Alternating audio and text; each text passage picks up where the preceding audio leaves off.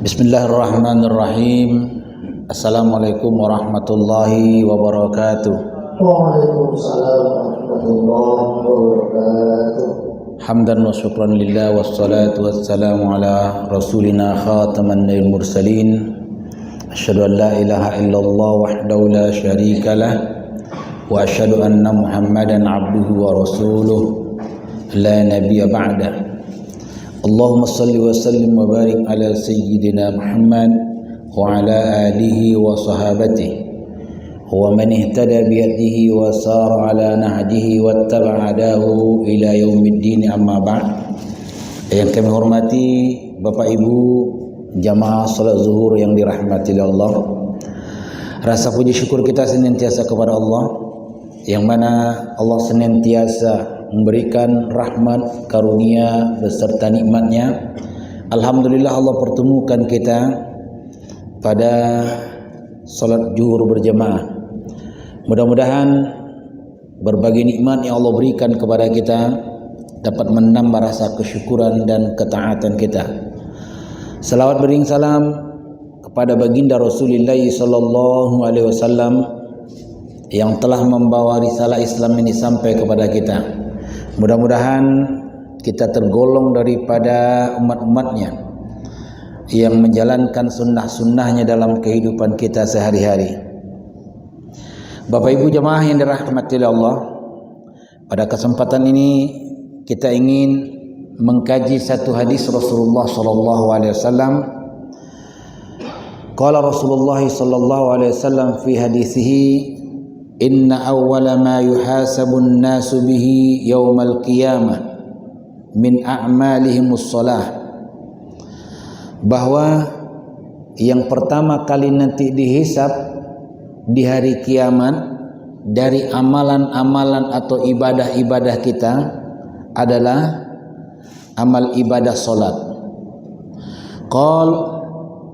Kata Rasul, yaqulu rabbuna azza wa jalla, Allah menyatakan kepada para malaikatnya, wa huwa a'lam unzuru fi salati abdi. Apa kata Allah kepada malaikatnya? Coba kalian cek solat wajib hambaku, atammaha am naqsuha. Apakah solat wajibnya sudah sempurna atau masih kurang? Fa in kanat tamatan kutibat lahu tamma. Kalau solat wajibnya sudah sempurna, udah tercatatlah semua ibadah-ibadah lain juga sempurna. Wa in kana naqsu minha, kalau solat wajibnya masih kurang, maka kata Allah, unzuru hal li abdi min tatawwu'in. Coba kalian cek solat sunatnya. Kalian cek solat sunatnya. Fa in kana lahu tatawwu, kalau ada solat sunatnya, qal atimmu li abdi fariidatahu min tatawwu'ihi.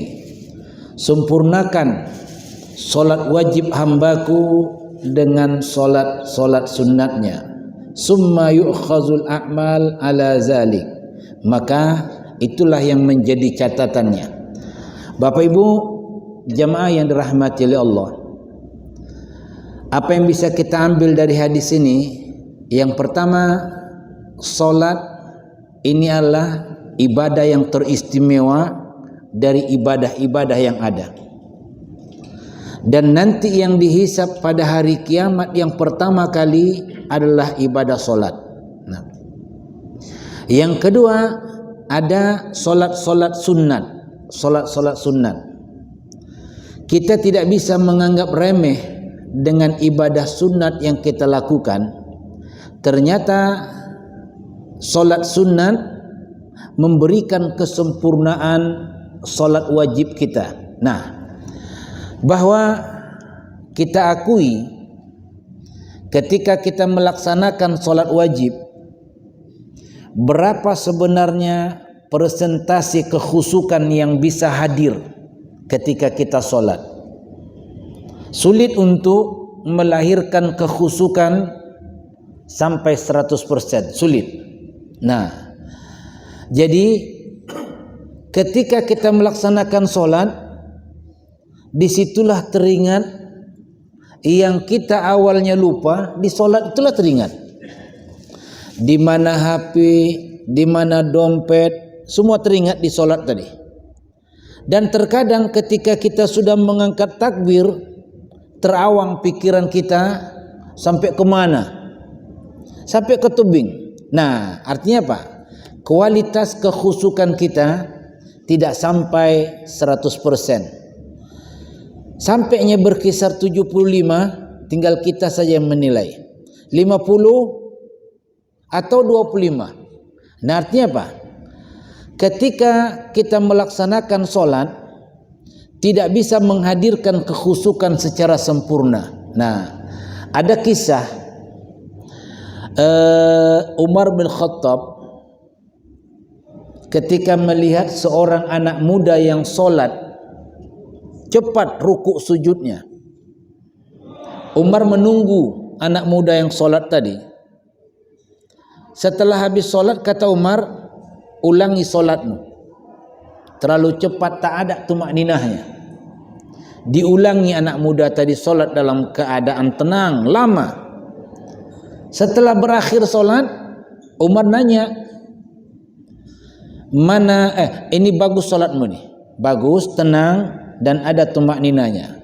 Kata Umar, mana lebih khusyuk kau, sholat yang pertama tadi dengan sholat yang kedua ini? Kata anak muda ini, lebih khusyuk saya sholat yang pertama tadi ya Umar. Lah, tapi ini sholat yang kedua kau tenang, tumakninahnya. Iya, tapi saya sudah ketakutan sama kau. Berarti apa? Gak khusyuk dia yang sholat tadi itu. Nah, oke.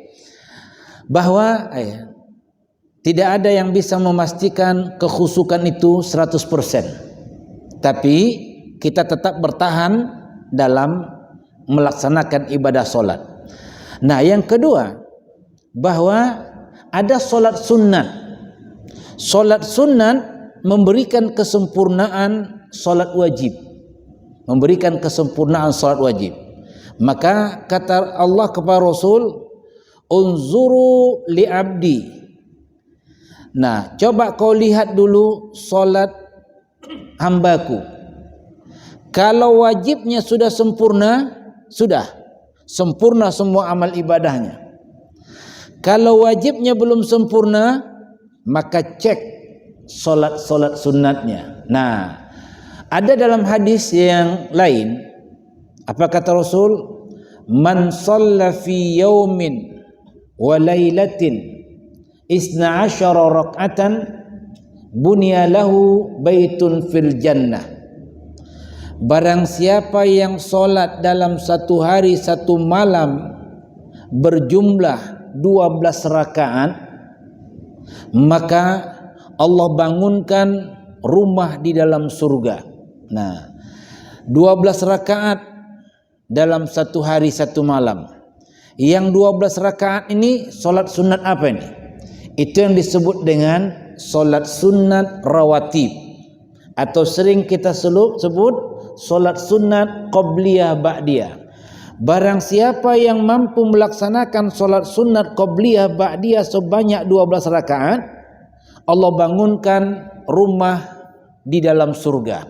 Artinya apa? Solat sunat inilah memberikan kesempurnaan solat wajib yang kita tidak bisa menghadirkan nilai kekhusukan 100%. Nah, yang 12 tadi mana?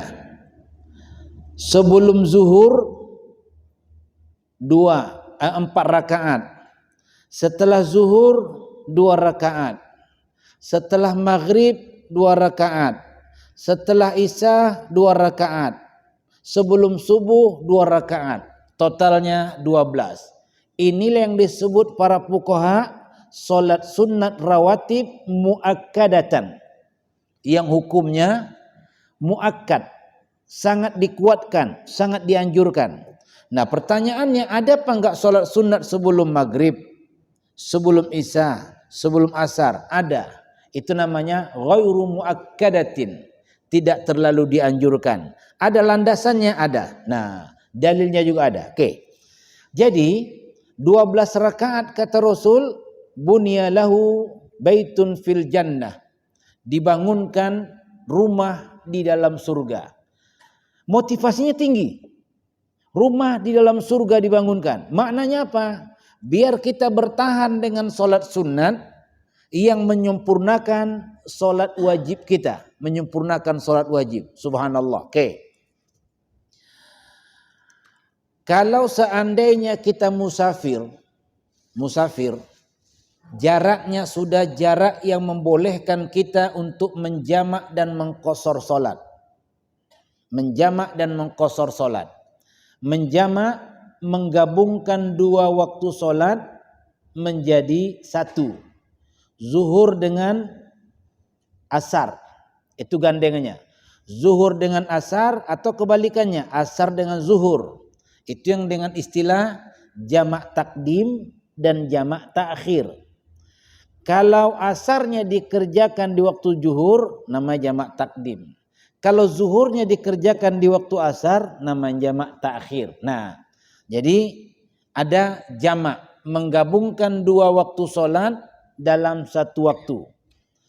Yang kedua, ada namanya qasar.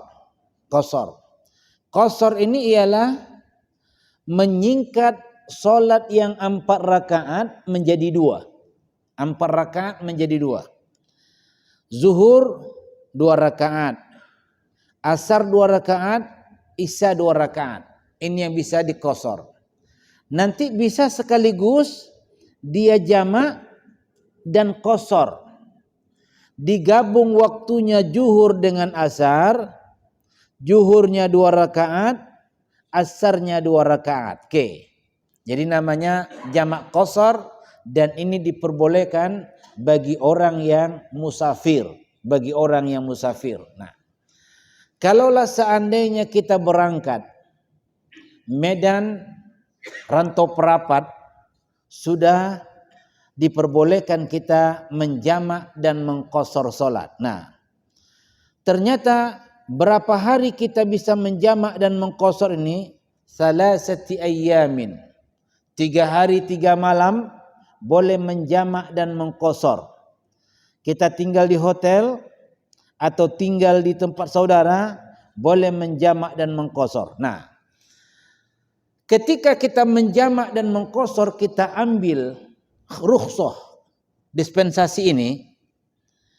Pertanyaannya, kalau kita zuhur dan asar kita gabung dan sekaligus kita singkat, maka berlakukah solat sunat rawatib? Nah, rawatib yang tadi dijanjikan dalam hadis, bunya lahu baitun fil jannah, dibangunkan rumah di dalam surga. Secara otomatis rawatibnya gugur. Nah, kita laksanakan zuhur 2 rakaat, habis zuhur 2 rakaat, asar 2 rakaat. Rawatibnya, qobliyah, ba'diyahnya secara otomatis gugur. Kenapa gugur? Zuhurnya saja sudah disingkat, zuhurnya saja sudah digabung. Maka sunnatnya digugurkan. Oke. Yang menjadi persoalan, kita ingin solat sunat ini memberikan kesempurnaan solat wajib. Pertanyaan kepada kita, dapatkah kita janji bunya lahu baitun fil jannah, dibangunkan rumah di dalam surga, sementara kita tidak laksanakan? Nah, ini namanya amal ibadah yang teristimewa. Ketika kita menjamak dan mengqasar, maka rawatibnya, qobliyah, ba'diyahnya digugurkan, kita tetap mendapatkan nilai, yaitu bunya lahu baitun fil jannah, dibangunkan rumah dalam surga. Nah, subhanallah, istimewanya begini. Kalau kita sekarang beramal beribadah, posisi normal berdiri, dan itulah menjadi rukun Kalau orang yang sehat, solatnya harus dalam keadaan berdiri. Nah, sempurna kita solat. Ditakdirkan oleh Allah kondisi kita sakit atau uzur atau darurat. Nah, sakit ternyata dia tidak bisa solat dalam keadaan normal berdiri. Pertanyaannya, apakah berkurang nilai pahalanya? Tidak. Kenapa tidak? Karena dia sudah rintis ibadah ini dari awal sebelum dia sakit. Yang kedua, ketika dia dalam keadaan uzur, umurnya sudah lanjut, solatnya dalam keadaan terbaring. Pertanyaannya, samakah pahalanya dengan orang yang solat normal? Pahala sama. Kenapa sama? Karena dia sudah rintis amal ibadah itu dari awal. Nah, nanti dalam kajian fikih ada hadis, orang yang melaksanakan solat ketika disadarkan oleh Allah langsung duduk, maka dia mendapatkan setengah dari pahala. Oke. Ada orang yang dalam keadaan darurat. Darurat ini bagaimana? Bolehkah orang sehat yang solat di bangku? Enggak boleh. Dia bisa berlari, bisa bergerak, tapi solatnya di bangku, yaitu di bangku pesawat. Pertanyaannya, ketika dia solat di bangku pesawat duduk, samakah pahalanya dengan solat orang yang normal? Sama. Kenapa? Karena memang ibadah solat itu memang sudah dia rintis ketika umurnya wajib melaksanakan solat. Subhanallah. Ternyata bunyalahu baitun fil jannah. Allah bangunkan rumah di dalam surga. Artinya apa? Jangan anggap remeh dengan ibadah-ibadah sunat. Solat sunat rawatib ini memberikan kesempurnaan solat wajib kita. Maka tadi kita sampaikan, tidak ada yang bisa memastikan solat wajib kita kualitas kekhusukannya sampai 100%. Tidak bisa. Nah, jadi hal ini ada dikisahkan lagi bahwa Rasul ingin memberikan hadiah kepada Imam Ali sorban. Tapi kata Rasul, Rasul bilang ini ada beberapa warnanya. Tapi sebelum kau sebelum kau terima ini, kau laksanakan solat 2 rakaat. Ketika habis Imam Ali solat 2 rakaat, dia salam, maka Rasul ngomong, warna apa yang kau inginkan? Spontan Imam Ali menyebutkan warnanya, kata Rasul, masih terpikir kau dengan warnanya. Ini Imam Ali enggak banding dengan kita ini. Artinya apa? Sulit memang kita menghadirkan kekhusukan 100%. Tapi ketika kelemahan kita, umpamalah kita mendapatkan 25% kekhusukan solat wajib. Qobliyah dapat 25%, Ba'diyah dapat 25%, solat witir dapat. Subhanallah. Di sinilah disebut kan, unzuru salati abdi atammaha. Lihat solat hambaku, sudah sempurna atau belum? Nah, kalau belum sempurna, maka kata Allah kepada malaikat kan, unzuru fa in kana lahu tatawwu'un, kalau memang ada solat sunatnya, kan, atimmu li abdi fardhatahu, sempurnakan solat sunatnya kepada solat wajibnya. Subhanallah. Oke. Kembali kita dengan cerita kita musafir, kita sampai ke lokasi, kita berangkat umpamanya ke Danau Toba, kita nginap di sana, solat jamak qashar kita, ya, karena selama 3 hari 3 malam. Ternyata malam kita bangun, solat tahajud kita 2 rakaat, 4 rakaat, habis solat tahajud kita solat witir. Nah, satu.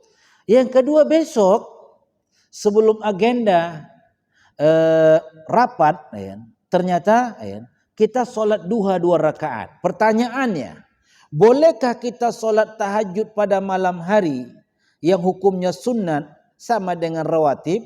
Solat sunat witir kita laksanakan yang hukumnya sama dengan solat sunat rawatib. Solat duha yang hukumnya sunat sama seperti solat sunat rawatib. Bolehkah kita melaksanakan ini dalam keadaan musafir? Sementara solat sunat rawatibnya digugurkan? Jawabannya boleh. Kenapa boleh? Karena solat sunat rawatib, solat tahajud dan solat duha tidak ada kaitannya dengan solat wajib. Nah, kalau solat wajib dengan solat rawatib ada hubungannya. Ada hubungannya. Contoh begini. Allahu Akbar, Allahu Akbar. Azan zuhur. Maka bersamaan pada saat itu waktu zuhur masuk dan waktu sunat qabliyahnya juga masuk. Qabliyahnya masuk. Kalau umpamanya ada orang yang sholat, anaknya negur, "Pak, sholat apa papa?" "Sholat sunat sebelum zuhur." "Tapi belum azan, Pak." "Itu kan masih mengaji." "Iya, bentar lagi itu kan. 2 menit lagi azannya orang tuh." Nah, angkat takbirlah si papanya. Allahu Akbar. Setelah baca Fatihah dari sholat sunat tadi itu, Allahu Akbar, Allahu Akbar. Batal sholat sunat rawatibnya nih. Kenapa? Belum masuk waktu. Belum masuk waktu. Nah, kesimpulannya sholat sunat rawatib dengan sholat wajib ini saling terkait. Saling terkait.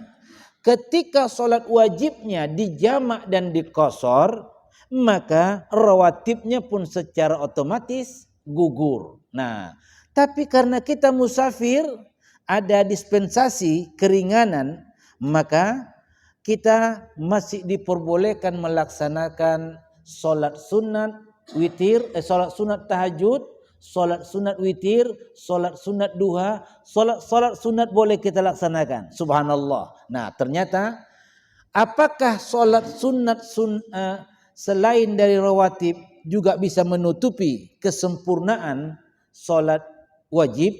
Maka redaksi hadis, fa in kana lahu tatawwu'un, kalau ada solat sunatnya. Nah, apakah solat sunat rawatib atau solat sunat selain solat sunat rawatib, ini bisa memberikan kesempurnaan solat yang wajib. Solat yang wajib. Subhanallah. Nah, jadi kita simpulkan bahwa yang pertama, bahwa solat wajib inilah amal ibadah yang teristimewa. Amal ibadah yang teristimewa. Nah, ketika ditanya bahwa mana lebih istimewa solat tahajud dengan solat wajib, kata Rasul kan, afdalus salat ba'da salatil mafruḍah. Nah, artinya apa? Solat wajib yang lebih teristimewa. Nah, baru kita solat sunat. Oke. Terkait dengan solat sunat, barang siapa yang bisa melaksanakan 12 rakaat solat sunat dibangunkan oleh Allah rumah di dalam surga. Bolehkah kita mengambil singkat saja? Udahlah, kalau memang jelasnya pula solat sunat ini 12 rakaat dibangunkan surga, sunatnya saja dilaksanakan, wajib tidak, tak bisa. Kenapa? Wajib tidak ada tawaran, sunat ada tawaran. Kau laksanakan atau tidak. Tapi kalau dia dalam posisi hukum sunat muakkad, kalau bisa jangan ditinggalkan. Maka kita ilustrasikan begini. Solat wajib itu seperti kain sarung. Kain sarung. Solat wajib. Karena kita tidak bisa menghadirkan kekhusukan 100%, maka kain sarung itu dalam posisi ada bolong-bolongnya. Enggak sempurna kita solat. Ada bolongnya. Nah, jadi solat sunat ini sebagai penempel yang bolong tadi. Sehingga sempurnalah kain sarung tadi. Kalaulah seandainya dia tinggalkan solat wajib, dilaksanakan solat sunat, pertanyaannya kemana mau ditempel? Nah, kan aneh ini. Dilaksanakannya sunat, kemana mau ditempel? Nah, jadi ini hadis memberikan pemahaman kepada kita, ya. Solat wajib tidak bisa ditinggalkan. Solat sunat kalau bisa jangan ditinggalkan.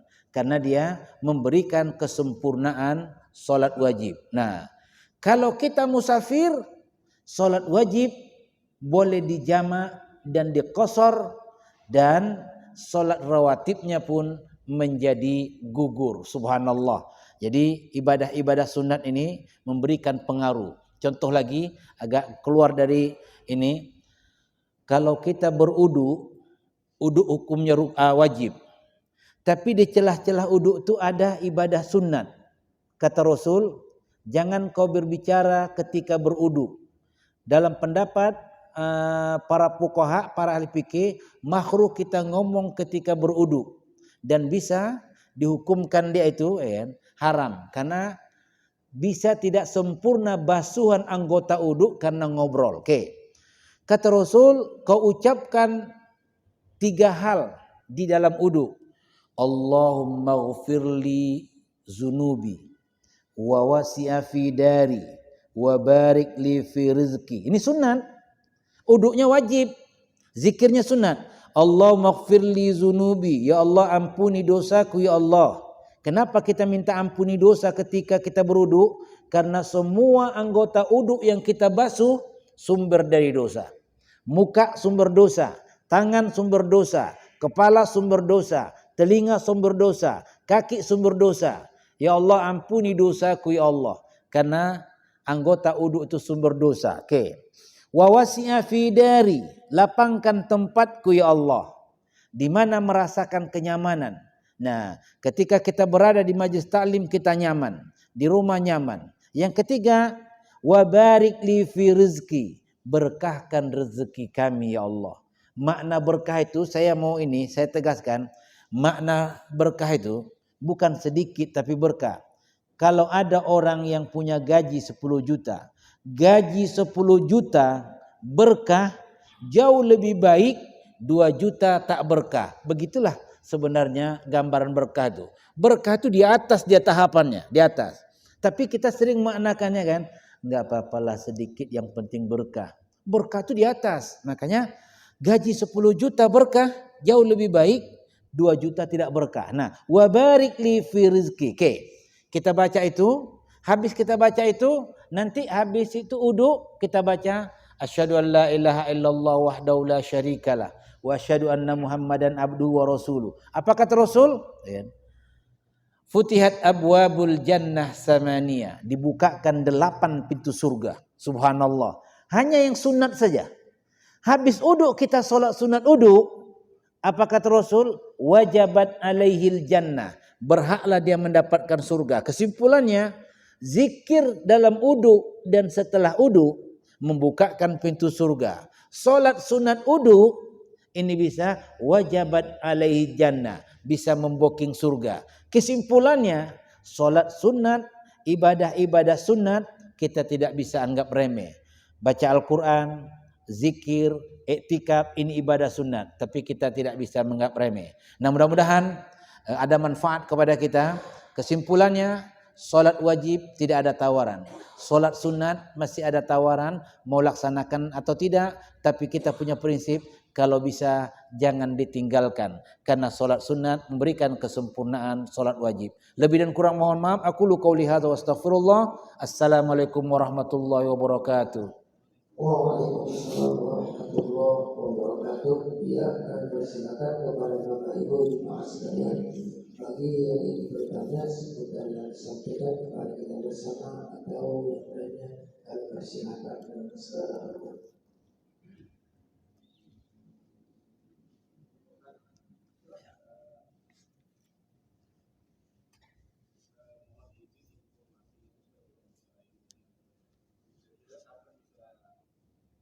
Dan sarannya kita mengkosor sama jamaah, apakah tergantung dari kilometernya atau tergantung dari waktunya atau bagaimana biar teman-teman Jarak kita boleh jamak kosor 90 km.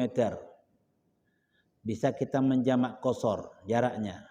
Bukan waktu. Nah, contoh begini. Kalau waktu Medan Jakarta ditempuh dengan pesawat 2 jam. Sementara Medan Rantau Prapat berapa jam itu? Nah, jadi kan waktunya beda. Nah, jadi jaraknya sekarang, jaraknya 90. Kalau kita Medan Stabat, berapa kilo Medan Stabat nih? Ada 60 Bang, ada. Kita buatlah 60. Berarti kurang 30 lagi. Kita naik ini mobil biasa. Macam mana nih Pak Ayan? Udah kau putar-putar lagi untuk 30. Gak bisa. Karena jaraknya itu memang belum sampai 90. Kalaupun kita putar-putar di situ terhitung 90 gak juga bisa. Nah, jadi jaraknya 90 km boleh kita menjamak dan mengqasar salat tuh. Nah, disitulah gugur salat sunat rawatib tadi. Nah, dan ini terkait dengan menjamak dan mengqasar, kalau kita umpama mau sudah berangkat, kita berhenti di tebing. Kita sholat di masjid orang tempatan. Boleh apa enggak zuhur kita itu 4 rakaat karena berjemaah dengan orang tempatan? Boleh. Habis itu nanti kita baru sholat asar, disingkat asarnya 2 rakaat, boleh. Zuhurnya 4, asarnya 2, boleh. Nah, kita enggak ikut berjemaah dengan mereka ya. Tapi kita setelah mereka nanti sholat, baru kita sholat zuhur dulu 2 rakaat, baru asar. Dan dia dibedakan sholatnya. Wallahu a'lam. Ya, persilakan kembali bagi Bapak Ibu jemaah sekalian bagi yang ingin bertanya, kami persilakan. Ustaz izin bertanya lagi Ustaz. Kita dari Pak Sudari, kalau sekiranya kita diadakan dengan sholat Jumat, bisakah kita berpuasa? Nah, sholat Jumat, bolehkah kita waktu musafir sholat Jumat, ya kan? Itu ditinggalkan sholat Jumatnya, boleh. Nanti kita sholat zuhur dan sholat asar. Nah, jadi kemarin ada kekeliruan. Saya khotib di bandara, ada yang nitip, Ustaz, kalau bisa dipercepat khotibnya Pak Ustaz ya, karena ada jemaah yang pesawatnya. Loh, saya bingung. Kita kan yang ikut sholat di situ, kalau dia pamannya ini mau berangkat, dia kan musafir. Tidak sholat Jumat pun nggak apa-apa dia. Nanti dia sholat zuhur dan sholat asar, boleh. Nah, kalau seandainya pun dia sholat Jumat boleh, tapi jangan gara-gara 4 orang begitu banyak jemaah itu, jadi mengikut dia. Nah, jadi boleh kita, umpamanya kita di perjalanan ini, kita sudah berangkat di hari Rabu, nah kan, hari Kamis masih di perjalanan kita, nah di mobil. Ternyata orang udah sholat Jumat, kita terus boleh. Nanti di mana masjid kita ganti dengan sholat zuhur dan sholat asar. Kalau memang kita juga mau sholat Jumat, boleh.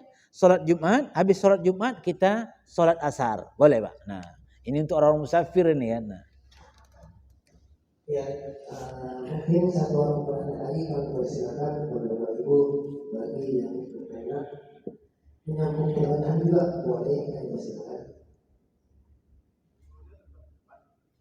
Zuhurnya boleh 2 Pak, dijamak, zuhur 2. Nah, jadi sebenarnya kajian seperti ini, kita pernah waktu umroh, kalau kita umroh di pesawat, kita itu tidak bisa berwuduk Pak, tayamum. Nah, tayamum. Setelah tayamum kita sholat di mana? Di bangku pesawat. Sholat apa kita? Kalaupun waktu zuhur masuk, zuhur, baru asar. Nah, makanya saya aneh, ketika kami berangkat umroh sama, pas pulang, sampailah di sini di waktu subuh. Berarti ada 2 waktu yang lewat situ, maghrib sama isya. Karena sampai di bandara Soekarno-Hatta waktu subuh. Kawan-kawan cerita, belum sholat lah kita ya, belum sholat isya, belum sholat maghrib, belum sholat isya. Loh, kok belum sholat? Kau pikir kan? Baru pulang umroh nih, kok belum sholat? Kan kita bisa jamak qasar. Gak ada tempat uduk, kan kita bisa tayamum. Kesimpulan sama saya, berarti waktu berangkat kemarin juga tidak dijamak qasar. Nah, jadi sebenarnya apa? Ilmu awwalu ma yuhasabu. Salat itu yang pertama lagi dihitung. Gak bisa kita salat berdiri duduk. Gak bisa duduk di bangku di sejadah. Gak bisa berbaring. Kalau musafir lain lagi salatnya. Kalau orang sakit lain lagi salatnya. Artinya apa? Tidak ada alasan untuk meninggalkan sholat. Kalau puasa masih ada. Kenapa tak puasa? Sakit nanti diqadha. Kalau haji lebih lagi kan. Kenapa kau tak haji kan? Menunggu daftar tunggunya 20 tahun. Umur saya sudah 70 tahun. Yang terpikir saya bukan Ka'bah kuburan terpikir saya. Nah, kan jauh jaraknya itu. Nah, jadi ini perkara sholat nih. Wallahu a'lam. Ya, mungkin kami rasa cukup besar doanya. Alhamdulillah Rabbil Alamin wassalatu wassalamu ala ashrafil anbiya wal mursalin wa ala alihi wa ashabihi ajma'in. Allahumma ighfir lana dhunubana wa liwalidayna warhamhuma kama rabbayana shaghira. Allahumma anfa'na bima 'allamtana wa 'allimna ma jahilna wa zidna 'ilman nafi'a warzuqna fahma wasi'a. Rabbana zalamna anfusana wa illam taghfir lana wa tarhamna lanakunanna minal khasirin. Rabbana atina fid dunya hasanah wa fil akhirati hasanatan wa qina azabannar walhamdulillahi rabbil alamin.